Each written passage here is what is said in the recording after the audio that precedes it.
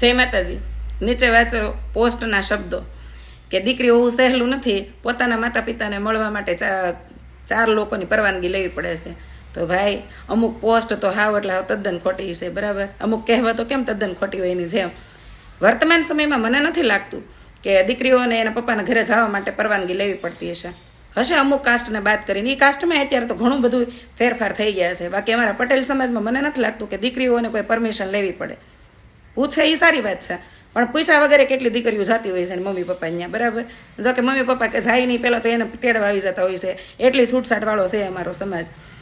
પણ મને હજી યાદ છે કે લગ્નના 20 વર્ષ પહેલાં એકવાર અમે ગામડે શાકપુર ગયા હતા લાપસી કરવા, ખબર છે. અને ટ્રેક્ટરમાં બેઠા હતા, મારા પપ્પાના ગામમાંથી આવેલા હતા. કોઈએ મને એમ ન કીધું કે ઉતરી જાય. ઘરે આવીને બધા ડાયા છે, ઉતરી ગઈ હોત તો તાર રોકાવું હોત તો એક રાત રોકાઈ ગઈ હોત તો. પણ પહેલાં શું થયું તઈ કંઈ ન એકતા.